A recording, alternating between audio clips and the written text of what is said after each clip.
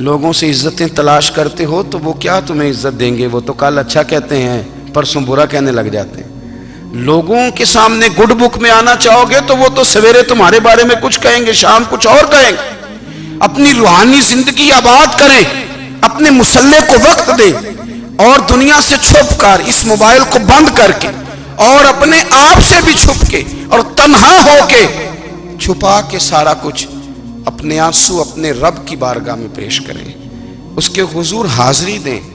سنو نا ترمذی کی حدیث، اور اسے یاد رکھنا، نبی پاک علیہ السلام نے فرمایا اپنے دکھ لوگوں کے سامنے نہ بیان کرنا، سیٹھوں نوابوں کو نہ بتاتے پھرنا، دنیا داروں کے سامنے جا کے نہ رونا کہ میں تکلیف میں ہوں۔ فرمایا اگر دنیا داروں کو دکھ بتاؤ گے رب تمہیں کبھی غنی نہیں کرے گا۔ اور لوگ ہیں کہ الٹا مذاق اڑائیں گے آپ کی، جس سے بڑی پکی یاری ہے نا، پکی، وہ تب تک پکی ہے جب تک آپ نے 50,000 مانگا نہیں، اور جس وقت آپ نے کہہ دیا کہ میں مجبور ہوں میری مدد کر، تو پھر ختم ہو گئی دوستی۔ لوگوں کی تعلقات آپ کے ساتھ تب تک ہیں جب تک آپ ان سے کوئی ضرورت وابستہ نہیں کرتے۔ کریم محبوب فرمانے لگے بندوں کے سامنے دکھ نہ بیان کرنا، اللہ تجھے کبھی غنی نہیں کرے گا۔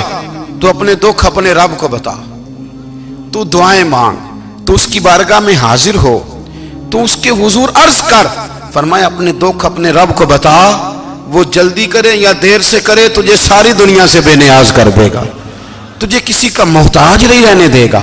اپنے مسلح کو، اپنی دعاؤں، ایک بزرگ فرماتے ہیں میں نے دعا مانگنے کا طریقہ اپنی بیوی سے سیکھا، دعا مانگنے کا طریقہ اپنی، سیکھنے والے تو اپنے بچوں سے بھی سیکھ لیتے ہیں، سیکھنے والے تو ہر ایک سے سیکھتے ہیں۔ وہ کہتے ہیں میں نے دعا مانگنے کا سلیقہ اپنی بیوی سے سیکھا ہے۔ حضرت وہ کس طرح؟ فرمانے لگے میری بیوی نے نا مجھے کوئی کام بتایا، کچھ پیسوں کی ضرورت کے لیے کہا، تو میں نے اسے کہا کہ بھئی ابھی میرے پاس نہیں ہے، کچھ دنوں میں آتے ہیں تو میں دے دوں گا۔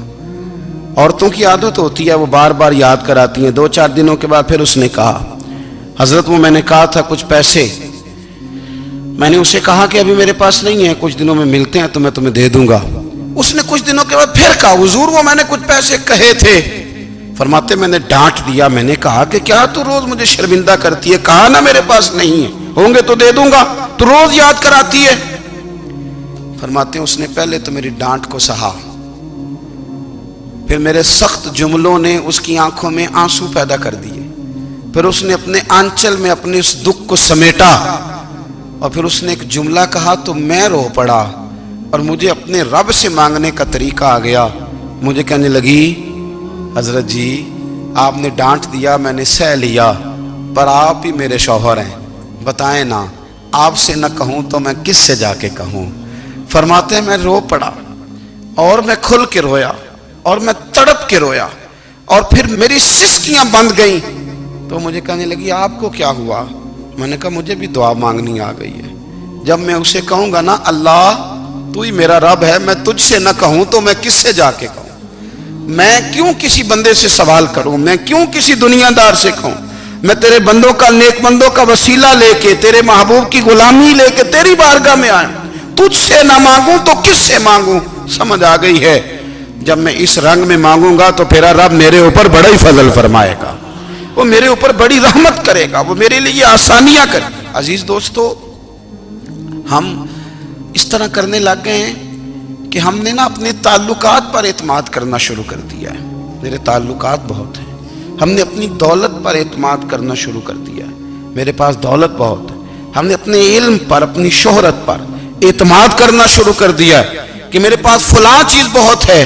یاد رکھنا جب بے نیاز اپنی صفت بے نیازی دکھاتا ہے تو بڑی بڑی دولتوں والے مجبور نظر آتے ہیں۔ بھائیو جب انسان کا رشتہ اپنے مالک کے ساتھ ہوتا ہے پھر تو غم بھی کچھ نہیں کہتے، پریشانیاں بھی کچھ نہیں کہتی، پھر تو زندگی صبر والی، پھر تو زندگی توکل والی، پھر تو زندگی بھروسے والی، پھر انسان اپنے آپ کو رسوا نہیں کرتا، دنیا داروں سے امیدیں اس کی ختم ہو جاتی، امیدیں اللہ رسول سے لگا لیتا ہے، مضبوط ہو جاتا ہے، مضبوط، طاقتور ہو جاتا ہے، خوددار ہو جاتا ہے، باوقار باعزت ہو جاتا ہے۔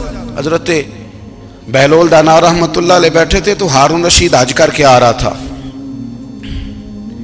تو رستے میں حضرت شیخ سے ملاقات ہو گئی تو السلام علیکم کے بعد کہنے لگا حضور کوئی حکم ہو تو بتائیے گا.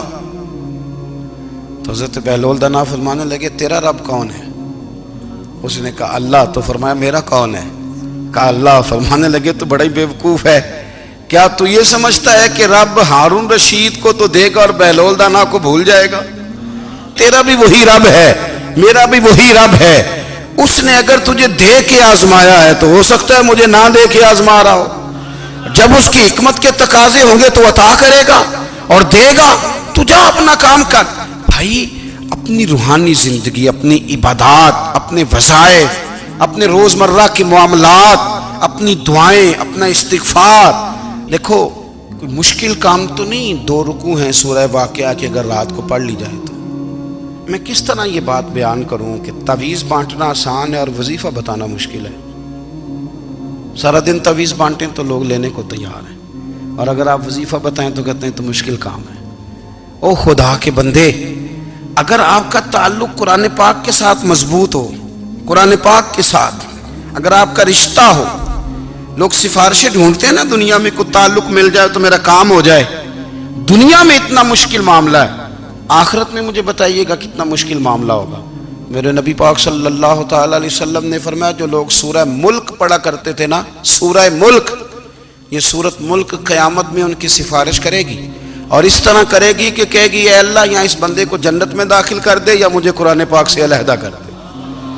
تو رب فرمائے گا جا اس کا دامن تھام کے اسے جنت تک پہنچایا.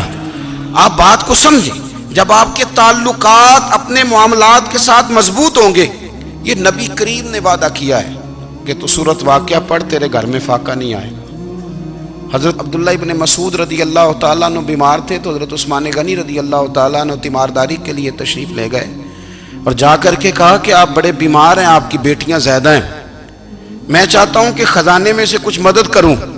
تو سیدنا عبداللہ ابن مسعود رضی اللہ تعالیٰ عنہ اٹھ کے بیٹھ گئے اور کہنے لگے امیر المومنین، اللہ آپ کو میری طرف سے، میری بیٹیوں کی طرف سے بہتر صلہ دے. میری بیٹیوں کو کسی خزانے کی ضرورت نہیں، میں نے انہیں خزانہ دے دیا ہے. کہا جناب آپ نے کون سا خزانہ دیا ہے، میں آپ کے مالی معاملات کو جانتا ہوں. تو فرمانے لگے امیر المومنین، میرے نبی کریم نے فرمایا ہے جو سورت واقعہ پڑھے اسے کبھی فاقہ نہیں آتا. میں نے بیٹیوں کو یاد کرا دی ہے، یہ خزانہ میں نے انہیں دے دیا ہے. وہ سارے والدین سنیں جو بیٹیوں کے لیے پریشان رہتے. حضرت عبداللہ ابن مسعود نصیحت کر رہے ہیں، فرمانے لگے میں نے سورت واقعہ یاد بھی کرا دی ہے، پڑھنے کی عادت بھی ڈال دی ہے. حضور نے فرمایا ہے جو سورت واقعہ پڑھے اسے فاقہ نہیں آتا. کہنے لگے چاند تو اپنی جگہ چھوڑ سکتا ہے، سورج گر سکتا ہے، تارے ٹوٹ سکتے ہیں، پر مدینے والے رسول کی بات غلط نہیں ہو سکتی. حضور نے فرمایا فاقہ نہیں آئے گا تو انشاءاللہ کبھی بھی نہیں آئے گا. کرنے کا کام یہ ہے کہ ہم اپنے معاملات، اپنی عبادات، اپنی دعائیں، کبھی 10 منٹ عادت ہو جائے نا دعا مانگنے کی علیحدہ سے رات کو. حضور نے فرمایا جو فرض نماز کے بعد دعا مانگے اللہ اس کی قبول کر لیتا ہے. نبی پاک صلی اللہ تعالی علیہ وسلم نے فرمایا اللہ مسافر کی دعا قبول فرماتا ہے. حضور نے فرمایا اللہ مظلوم کی دعا قبول فرماتا ہے. حضور نے فرمایا بیمار سے دعا کراؤ اللہ اس کی دعا قبول فرماتا ہے. میرے نبی پاک نے فرمایا ماں باپ جب بھی اولاد کے لیے ہاتھ اٹھائیں، ویسے تے بلے شاہ تو آسمانی اڈ دیا ہی پھڑ دیں، جڑا گھر بیٹھا انہوں بڑھیا ہی نہیں. حضور فرمانے لگے ماں باپ جب بھی اولاد کے لیے دعا فرمائیں اللہ ان کی دعا کو قبول کرتا ہے. آپ اپنا تعلق بنائیں دعا کے ساتھ، عبادت کے ساتھ، مصلی کے ساتھ رشتہ بنائیں، استغفار پڑھیں. صلاح الدین ایوبی صلیبی جنگوں میں تھے، رات کو مسجد اقصیٰ میں نماز پڑھی تو پریشان تھے. ایک بزرگ سے ملاقات ہوئی تو وہ کہنے لگے کہ آپ بڑے پریشان ہیں. کہنے لگے حضور پریشان اس لیے ہوں کہ پہلے ہی مسلمان کمزور ہے، اب میں نے سنا ہے دشمن کا ایک بحری بیڑا وہ جنگی سامان سے بھرا ہوا آ رہا ہے، تو اب ان کے پاس اور تلواریں اور نیزے آ جائیں گے، مسلمانوں کے پاس پہلے ہی وسائل کی کمی ہے، پریشان ہو کس طرح کر کے مقابلہ کریں گے. یہ بات کہتے ہی صلاح الدین ایوبی نے بزرگوں سے کہا حضور آپ بھی دعا کرنا، دعا کی بڑی طاقت ہے. میرے نبی پاک نے فرمایا دعا مومن کا ہتھیار ہے، دعا مومن کا، دعا مومن کا۔ حضور نے فرمایا تقدیر کو سوائے دعا کے کوئی چیز نہیں بدل سکتی، دعا مومن کا ہتھیار ہے، یہ کافر کے پاس کوئی نہیں، یہ ہتھیار ہے مومن کا۔ اللہ کرے آپ کو سمجھ آئے، پھر سنیں، کئی بار کہہ چکا ہوں یہ ہتھیار ہے۔ کافر کے مقابلے میں جو تیرے پاس سب سے بڑا ہتھیار ہے وہ دعا ہے۔ دعائیں کرانی چھوڑ دی، کرنی چھوڑ دی، لینی چھوڑ دی۔ حضرت سیدنا انس بن مالک رضی اللہ تعالیٰ عنہ فرمایا کرتے تھے، میں نے وہ رنگ دیکھا ہے جب حضور دعا مانگتے تھے اور حضور کی مقدس آنکھوں میں آنسو بھی ساتھ ہی بہا کرتے تھے، میں نے وہ انداز دیکھا ہے۔ تو صلاح الدین ایوبی بزرگ سے کہنے لگے آپ بھی دعا کیجیے، اور خود رونے لگے اور سر سجدے میں رکھ کے رونے لگے، اور عشاء سے لے کر فجر تک روئے، خوب روئے۔ صبح وہ بزرگ آئے تو صلاح الدین ایوبی کا خوبصورت اور ہنستا ہوا چہرہ دیکھا، کہنے لگے آپ بڑے خوش ہیں، رات تو میں نے بڑے روتے ہوئے دیکھا تھا۔ تو کہنے لگے حضور وہ جو بحری بیڑا آ رہا تھا نا وہ پانی میں ڈوب گیا ہے، اب وہ نہیں آ رہا، ابھی خبر آئی ہے تو میں بڑا خوش ہوں۔ بزرگ کہنے لگے اٹھ سینے سے لگ اور سن ایک بات، وہ بحری بیڑا پانی میں نہیں ڈوبا، وہ تیرے آنسوؤں میں ڈوب گیا ہے۔ وہ جو تو رات رویا ہے نا رب کریم کی بارگاہ میں تو وہ ڈوب گیا ہے۔ حضرت عائشہ صدیقہ رضی اللہ تعالیٰ عنہ فرماتی ہیں ایک عورت تھی اور اسے نبی پاک صلی اللہ تعالیٰ علیہ وسلم نے نا وہ کلمہ پڑھ کے مسلمان ہوئی، مدینہ طیبہ آ گئی تو حضور نے مسجد نبوی شریف میں اس کے لیے مکان، ایک سادہ سا کمرہ ساتھ مسجد کے بنوا دیا، وہیں رہنے لگی۔ اکثر وہ سیدہ طیبہ کے پاس آتی تو حضرت عائشہ صدیقہ رضی اللہ تعالیٰ عنہ فرماتی ہیں وہ بڑی باتیں سناتی اور آخر میں کہتی وہ ہار والا دن بھی بڑا عجیب دن تھا اور میرے رب کی قدرتوں کا دن تھا، وہ بھی بڑا عجیب دن تھا۔ سیدہ عائشہ صدیقہ رضی اللہ تعالیٰ عنہ ایک دن فرمانے لگی کہ تو ہار والے دن کا بڑا ذکر کرتی ہے، وہ کیا دن تھا؟ تو خاتون کہنے لگی اماں جی وہ دن تھا جب میرے رب پر بھروسہ اور مضبوط ہو گیا، جس دن میرا اپنے رب پر توکل اور بڑھا، میرے ایمان میں یقین میں اور پختگی آئی۔ کہنے لگی میں ایک گھر کی کنیز تھی، نوکرانی تھی، اس گھر میں ایک بچی تھی جس کے پاس سونے چاندی ہیرے جواہرات کا ہار تھا۔ اس زمانے میں نا چمڑے کے اوپر لوگ ہیرے جواہرات لگاتے تھے، کئی دفعہ سرخ رنگ کے چمڑے پہ لگائے جاتے تھے، وہ بچی پہنتی تھی۔ تو کہتی ہیں وہ بچی کے اس نے اتار کے رکھا یا اس سے گرا وہ ہار تو چیل اسے اٹھا کے لے گئی گوشت سمجھ کے اور میرے سامنے اٹھا کے لے گئی۔ گھر والوں نے مجھ سے پوچھا، یہ بخاری میں موجود ہے، گھر والوں نے پوچھا مجھ سے کہ وہ ہار کہاں ہے تو میں نے کہا چیل اٹھا کے لے گئی۔ گھر میں کچھ چوری ہو جائے تو سب سے پہلا الزام کس پہ لگتا ہے؟ ملازمین پہ۔ کہتے انہوں نے مجھے بڑا مارا، بڑی تکلیف تھی، حتیٰ کہ میری شرمگاہ تک کی تلاشی لی، میری عزت اتنی خراب کی میں بتا نہیں سکتی۔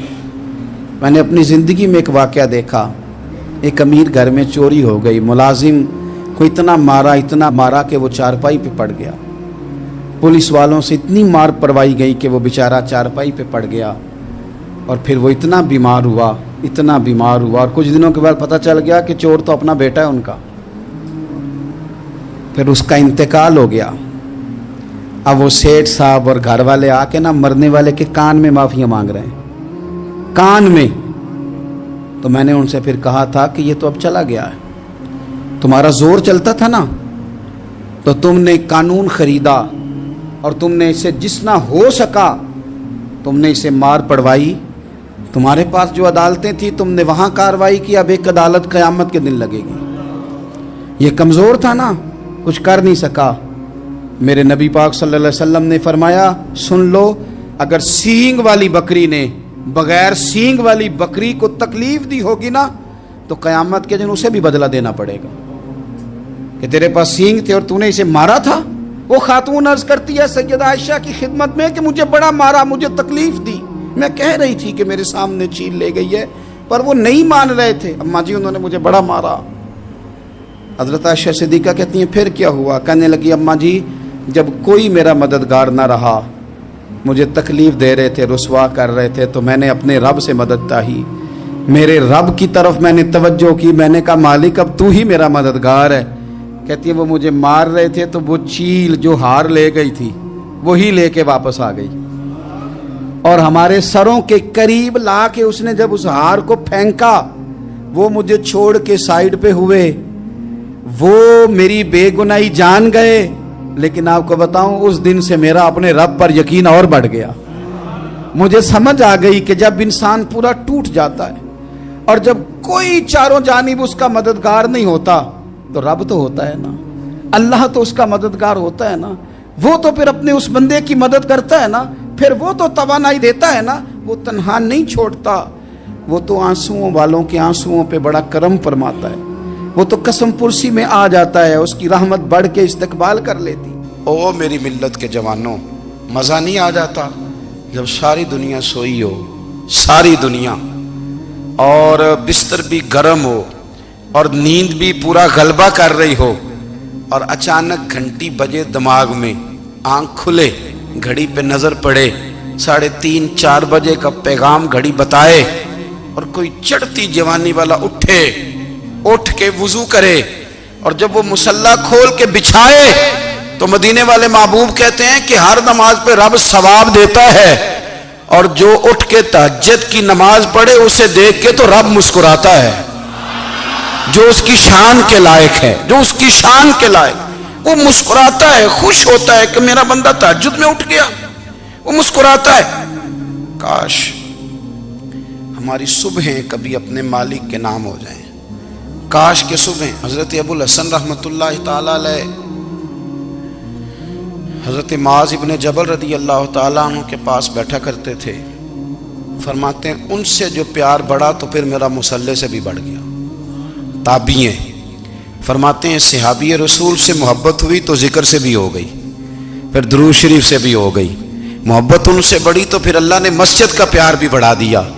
आप फरमाते हैं कि मेरी हर वक्त तबीयत चाहती थी कि बस अल्लाह अल्लाह करूं, बस अल्लाह अल्लाह करूं, बस ना मैं ज़रा थोड़ी जान छुड़ाऊं लोगों से, कुछ 10 मिनट मिले तो मैं कुछ 4 नफल पढ़ लूं, मैं थोड़ा सा ना बचूं लोगों से, और मुझे तस्बीह मिले तो मैं ना कुछ 400-500 दफा इस्तिगफार पढ़ूं, सुभान अल्लाह, अल्हम्दुलिल्लाह, अल्लाहु अकबर, ला हौला वला कुव्वता इल्ला बिल्लाह, मैं ना तस्बीहात पढ़ूं। फरमाते हैं कि बच्चे थे घर में 6-7, गुर्बत थी, काम मिलता कोई नहीं था, और मैं काम चोर नहीं था, काम ढूंढता था, पर अल्लाह की कुदरत के काम नहीं मिलता था। फरमाते हैं कि मैंने एक दिन अपनी अहलिया से कहा कि आज मैं फिर जाता हूँ काम ढूंढने, तो मेरी बीवी बड़ी फर्मा बरदार थी, पर उस दिन ना गुर्बत के हाथों तंग आके कहने लगी, आज नाना कोई तू चीज़ लेके आया, तो मुझसे बच्चों की भूख नहीं देखी जाती है, सब रोगां दा रोग मुहम्मद जिसदा नाम गरीबी, कंड बुला के लंघ जाते नहीं दोस्त यार करीबी, आज ना कुछ लेके आया तो मैं बच्चे लेके मेके चली जाऊंगी। शेख फरमाते हैं कि मैं बड़ा परेशान घर से निकला, पर मैंने सुबह से लेके जोर तक काम ढूंढा, काम मिला कोई नहीं, तो मेरे दिल में ख्याल आया चलो काम नहीं मिलता तो अल्लाह अल्लाह तो करे ना, चलो बंदों की मजदूरी नहीं मिलती तो रब करीम की इबादत ही करते हैं। फरमाते हैं कि मैंने ना फुरात के पानी से वुजू किया, नहर के, शदीद धूप थी, साथ रेत थी और रेत तप रही थी, मैंने अपना रुमाल वहीं मुसल्ला के तौर पर बिछा लिया, और फरमाते हैं कि जोर से लेकर असर तक नमाज पढ़ी, धूप भी पूरे जोर पे, पर मेरे सजदे का ज़ौक़ भी पूरे जोर पे। फरमाते हैं सूरज भी चमक रहा है और रब की इबादत का ज़ौक़ भी पूरे जोर पे, मैं सजदा करूं तो फिर मेरा उठाने को जी ना चाहे। मेरे उस्ताद लिखा करते थे, ये उनका शेर है, वो कहा करते थे मुझे सोज दे, मुझे साज दे, और मुझे नीम शब का न्याज दे, दमे सजदा खुद को मैं तोड़ दूं, मुझे ऐसा ज़ौक़ नमाज दे। और मैं तेरी बहार का फूल हूं, मैं खिला भी हूं तो तेरे लिए, मुझे मेरी शाख से तोड़ ले, मुझे अपनी जुल्फ का नाज दे। भाई फरमाते हैं कि असर तक मैंने नफल पढ़े, दिल ढलने लगा, असर की नमाज पढ़ी और मैं वहां से चला। अब मैं जब निकलने लगा तो दिल में ख्याल आया कि छोटी छोटी दीवारें हैं घर की, बगैर कुछ लिए जाऊंगा तो बीवी दूर से देखेगी तो शोर करेगी कि फिर खाली हाथ आ गया है। कहते मैंने अपने उसी रुमाल में जिस पे मैंने नमाज पढ़ी थी ना, रुमाल में پکی آخی دے پنجابی جو صافا کہتے ہیں اسی میں نا میں نے کچھ ریت بھر لی کہ وہ دور سے دیکھے گی تو سمجھے گی کچھ لے کے آیا ہے، چلو جا کے اسے بتا دوں گا کہ آج پھر مزدوری نہیں ملی۔ کہتے ہیں وہ ریت لے کر جب میں گھر میں گیا تو پہلے بیوی دروازے پہ کھڑی ہوتی تھی، پوچھتی تھی خالی ہاتھ آ گئے ہو؟ آج میں نے دیکھا تو ہے ہی کوئی نہیں۔ فرماتے ہیں میں اندر داخل ہوا، سلام لیے، کونے میں میں نے وہ رومال رکھ دیا اور میں نے آواز دی کہ بھلی مانس کہاں ہو؟ تو وہ کہنے لگی آپ منہ ہاتھ دھو لیں، میں روٹی لے کے آئی۔ میں نے کہا روٹی کہاں سے آ گئی؟ یہاں تو کئی دنوں کے فاقے، تو کئی دنوں کی غربت ہے، یہاں تو اس گھر میں تو فقیری ہے۔ فرماتے ہیں کہ وہ روٹی لے کے آئی اور اس وقت کی جو موجودہ نعمتیں تھیں، سمجھ لیں سلاد، اچار، ہر چیز ساتھ لائی۔ میں نے کہا کہ بچے کہاں گئے؟ کہنے لگی وہ کھانا کھا کے کھیلنے گئے، آپ کھانا کھا لیں آ جاتے۔ کھانا اس نے چن دیا۔ میں نے حیرت انگیز لہجے میں ساری نعمتیں اپنے دسترخوان پہ دیکھ کر کے بیوی سے پوچھا یہ کہاں سے آیا کھانا؟ بچوں کو تو نے کہاں سے کھانا کھلایا؟ یہ سارا کچھ کیسا ہے؟ تو کہنے لگی پتہ نہیں آج آپ کس کریم کی مزدوری کرنے چلے گئے تھے، پتہ نہیں کس کریم کی، میرے گھر میں تو اتنی نعمتیں آئی ہیں کہ مجھ سے سنبھالی نہیں جا رہی، اتنا اناج ہے، اتنا گندم ہے، کس کریم کے دروازے آج چلے گئے تھے؟ یہ کہتے کہتے وہ اٹھی اور اٹھ کر کے کہنے لگی پہلے بڑا کچھ آیا تھا، اب کیا لے آئے ہو؟ اور جا کر کے نا اس نے وہ ریت والا رومال کھولا، کہنے لگے میں تو لے کے آیا تھا ریت، تو میرے رب نے اسے بھی سونے اور ہیرے بنا دیا تھا۔ جب آپ کی توجہ اللہ کی جانب، میرے نبی پاک صلی اللہ تعالی علیہ وسلم نے فرمایا ہر چیز اپنے رب سے مانگ، ہر چیز مانگ، ہر چیز مانگ۔ یا رسول اللہ کیا کچھ؟